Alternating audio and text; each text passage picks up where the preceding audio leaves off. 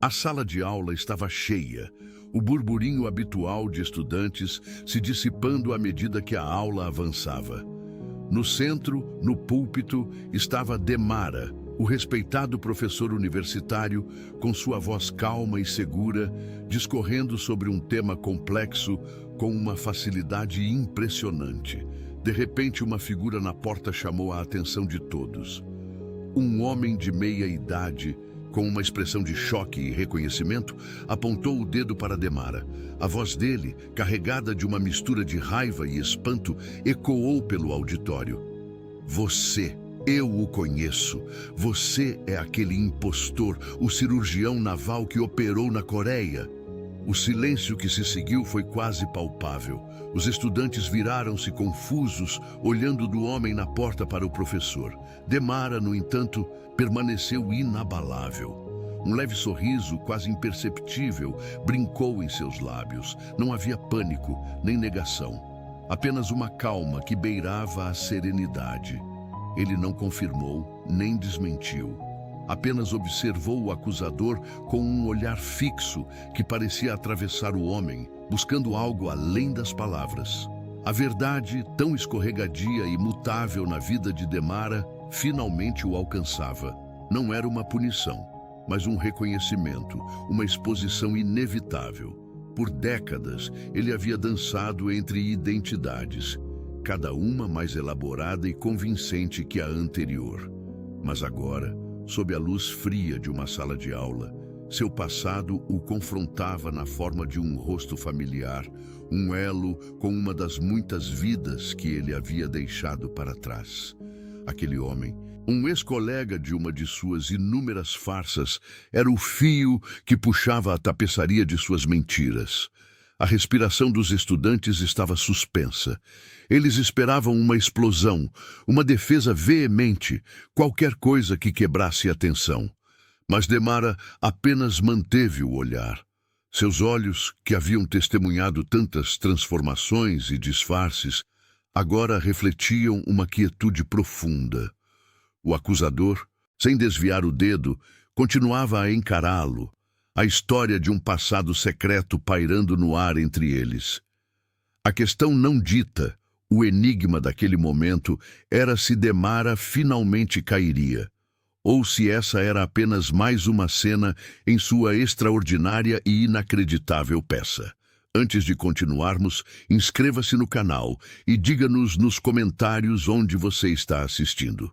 A vida de Ferdinand Demara, o homem que se atreveu a ser muitos, começou de forma bem menos glamourosa. Ele nasceu em Lawrence, Massachusetts, filho de um operador de cinema.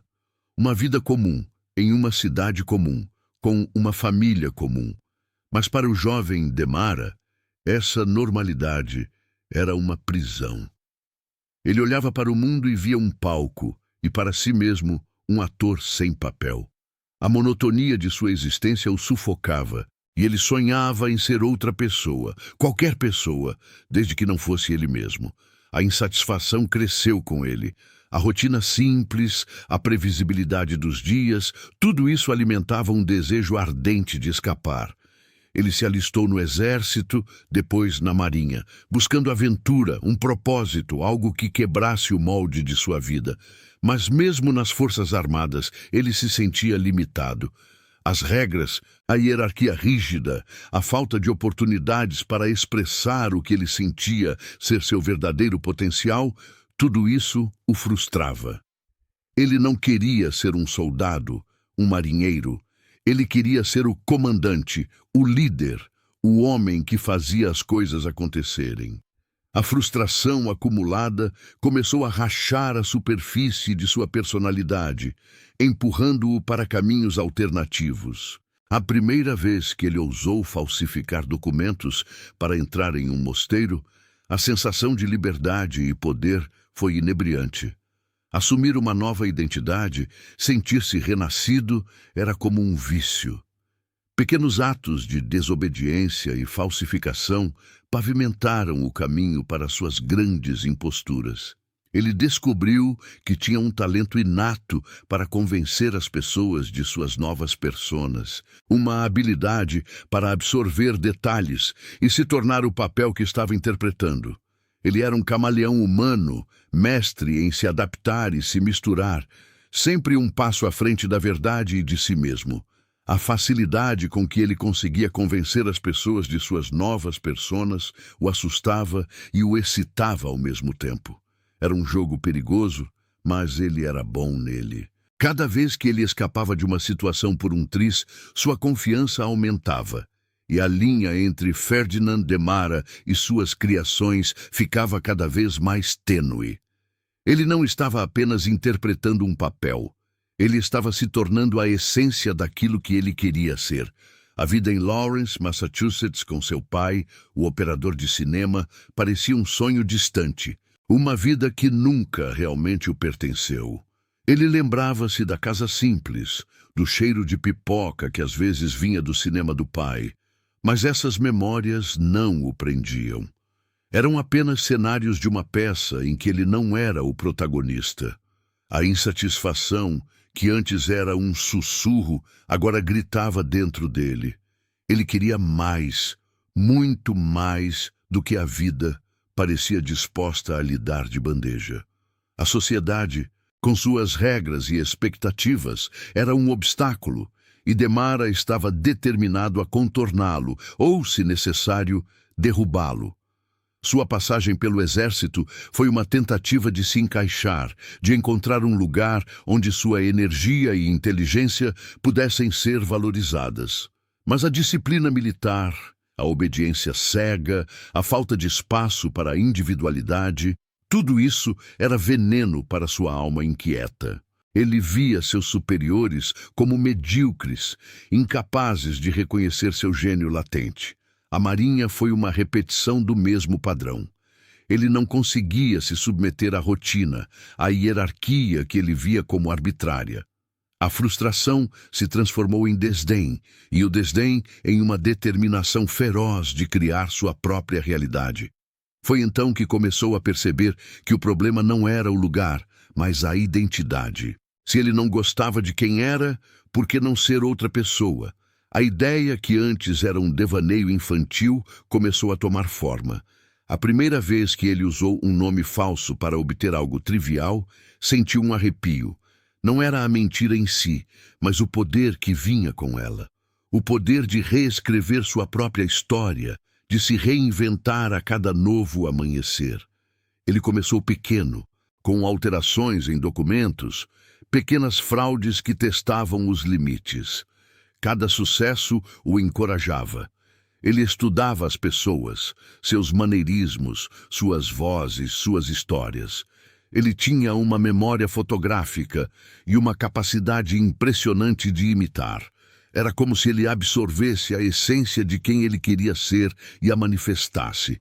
Ele não mentia apenas com palavras, ele mentia com toda a sua existência. A facilidade com que as pessoas acreditavam nele era espantosa. Ninguém parecia questionar a autoridade em sua voz, a convicção em seus olhos, a segurança em seus gestos. Ele era o que ele dizia ser, porque ele acreditava nisso com cada fibra do seu ser. E essa crença era contagiante. Os mosteiros, as universidades, os hospitais, os quartéis, todos se tornavam palcos para suas inúmeras performances. Ele não buscava riqueza ou fama no início. Ele buscava a liberdade de ser quem quisesse, quando quisesse. A cada nova identidade, Demara se sentia mais vivo. Ele mergulhava de cabeça nos estudos necessários, aprendia os jargões, os protocolos, as nuances de cada profissão. Ele era um autodidata brilhante, capaz de absorver volumes de informações em pouco tempo. Mas o que realmente o diferenciava era sua inteligência emocional, sua capacidade de ler as pessoas e dar a elas exatamente o que elas esperavam de um professor, de um médico, de um padre. Ele não era um criminoso comum buscando ganhos materiais. Demara era um artista da identidade, um mestre da ilusão. Ele queria provar que as barreiras sociais, as convenções, eram apenas construções frágeis que podiam ser derrubadas com audácia e inteligência. Sua vida era um experimento constante, uma busca incessante por uma versão de si mesmo que nunca parecia estar totalmente ao seu alcance. Ele estava sempre um passo à frente, mas também sempre em fuga. A sensação de estar preso, que o atormentava em sua juventude, nunca o abandonou completamente. Ele era livre, mas essa liberdade vinha com o preço da constante vigilância, da eterna dissimulação. A decisão de Demara de se tornar o grande impostor não foi um salto impulsivo, mas o ponto de virada de uma vida de insatisfação e experimentação. Após ser expulso de várias instituições, a percepção de que ele poderia ser qualquer um, desde que tivesse a inteligência e a audácia para sustentar a farsa, cristalizou-se. Ele entendeu que as regras eram para os outros, não para ele. A escolha de viver uma vida de identidades roubadas e construídas foi consciente, uma forma de desafiar o destino e a mesmice que ele tanto detestava. Ele não queria apenas escapar da sua realidade. Ele queria criar a sua própria, uma em que ele estaria sempre no controle, sempre no palco principal. A vida de Demara se desenrolou então através de suas famosas imposturas, cada uma mais audaciosa que a anterior. Ele foi o cirurgião naval que realizou cirurgias complexas na Guerra da Coreia, salvando vidas com uma mistura de livros de medicina lidos às pressas e uma autoconfiança inabalável. Foi o professor universitário que encantava estudantes com sua erudição, o diretor de prisão que implementava reformas humanitárias, e muitos outros. Cada nova identidade trazia consigo a ameaça constante de exposição, um fio tênue que ligava o sucesso à catástrofe. Ele vivia sob uma tensão permanente, sempre à beira de ser descoberto, mas essa adrenalina era, para ele, parte do espetáculo. A queda não foi um evento único, um momento dramático de revelação final. Foi uma série de exposições e fugas, um ciclo que se repetia. Ele era descoberto, fugia e renascia sob uma nova pele, em um novo lugar. Até que, por cansaço ou talvez por um desejo profundo de reconhecimento, ele permitiu que sua história fosse contada.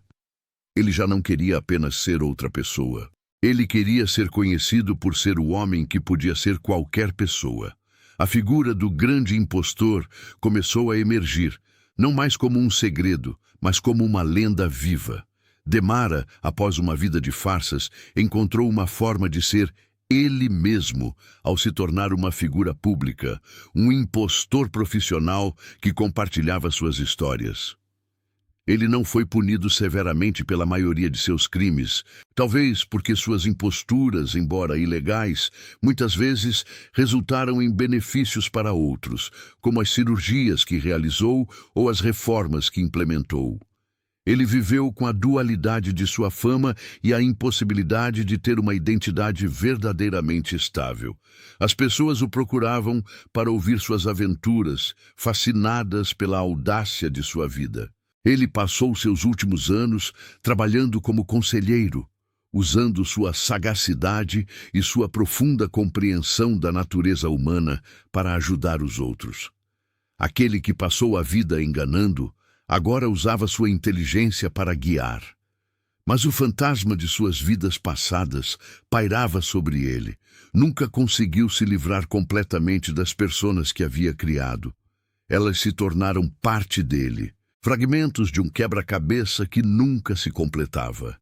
Ele era Ferdinand Demara, mas também era todos os outros que ele fingiu ser.